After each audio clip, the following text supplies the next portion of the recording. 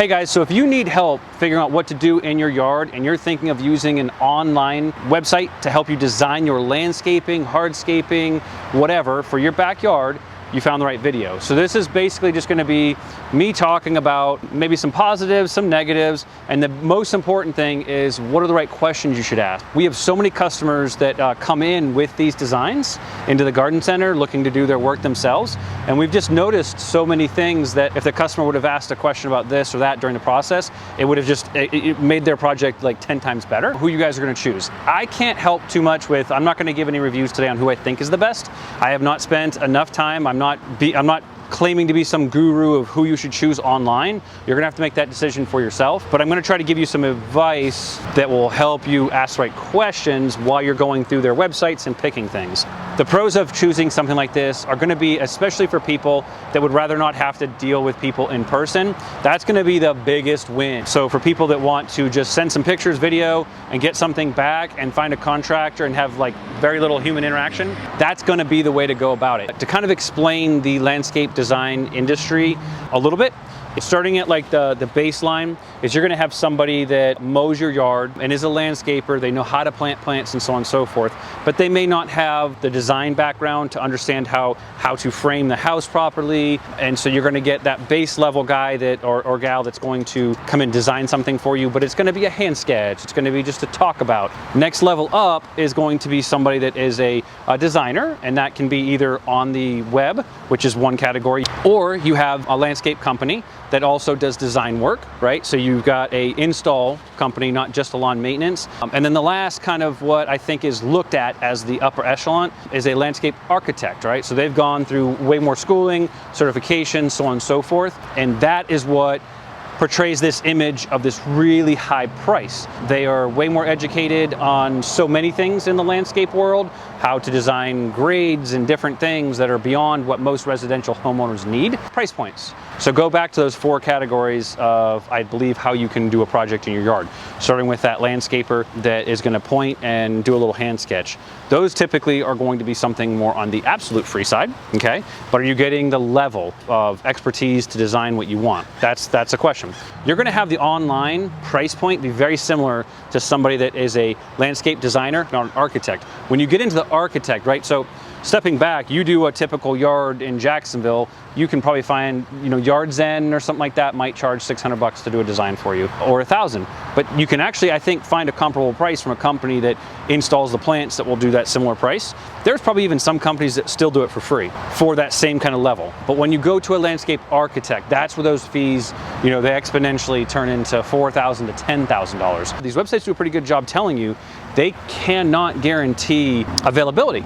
They don't know exactly every single market, and there's no way they can know every single market on what's available. It is very difficult, and it changes. It's been crazy with availability. Certain plants are in, out, garden center or nurseries closed. So availability is definitely a con. If you dealt with somebody in your market, they should know your availability way better, so you're not designing the wrong plants. So that's what we notice is they come in and they either have plants that don't do really well in this microcosm of Jacksonville, or they're just not available. I'd like to go into questions now at this point. What I've noticed is most of these companies are missing key elements that need to be brought up.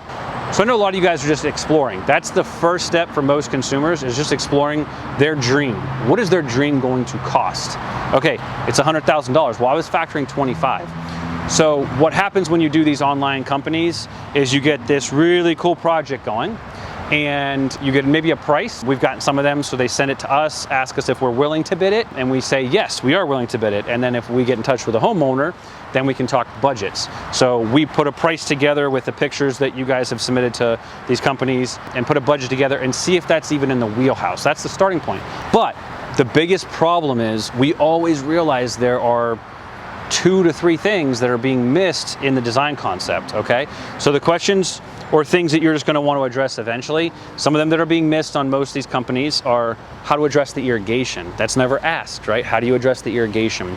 There's not really a lot of elevation discussions. So what are we doing about drainage? If we add a 1,000 square foot patio, what is that doing with watershed, and how is water being handled? So you want to ask those questions. For us in Jacksonville, we have different regions. The beaches area are a lot harder to do projects because the watershed problem there is very difficult, and you have to meet a lot of guidelines at the city of Jax Beach, Atlantic Beach, so on and so forth. So do they know all those criteria? So are you designing something that can't even get passed by the city? So that's another thing that you're going to want to ask if they know those things. If not, you, the homeowner consumer, need to do the research yourself. I would advise you knowing some of those things before you ask them to do the design process. How do you deal with the HOA? Every homeowner has a different HOA. Every HOA is a little different, has different qualifications, and that's another thing you have to go through. So if you're doing pergolas, screen enclosures, patios, typically landscapes are a lot easier if it's just landscape material. But there are some neighborhoods here in our city that if you change more than 25% of the landscape, you have to follow some guidelines where you have to put in like 50% native plants. So if they don't know these things and you don't know them, you went through this entire process and it's the HOA and you get rejected right away. Most of these companies do free revisions. So you get a design put together. You might come into like our garden center, and there's garden centers everywhere, right? Of course, pick a local garden center that knows what they're talking about. They will give you advice on, okay, we can't find this plant. We don't believe this plant does well here. So why don't we change it? Why don't we do this? Why don't we do that? When you do that process, now you've got a plan that needs to be changed. And most of these companies give you free revisions. You don't have to pay for it. One of your bigger questions to these guys are going to be asking, do you have somebody that knows the local plant material? Try to find that person that's going to understand your market. So what plants do best in your region. Elevations can't be really taken advantage of with what these guys are designing.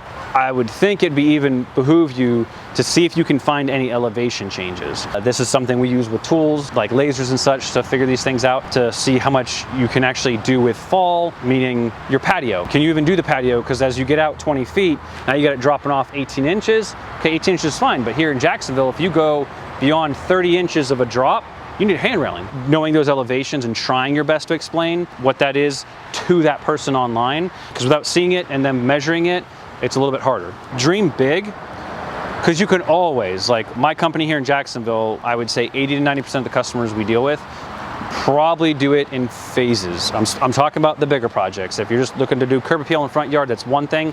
But if you're looking to do a whole overhaul of your backyard and transform it into the space you've always dreamed about, typically you got to do it in phases. It just doesn't make sense cost-wise. Start with that dream and see where that gets you, because you can always go ahead and go, all right, well, I can't do that, shrink everything, or let's just do the patio this year, and then next year we'll do the pond, so on and so forth, because there's so many cool things you can do. So just dream big. All right, guys, I hope this was helpful.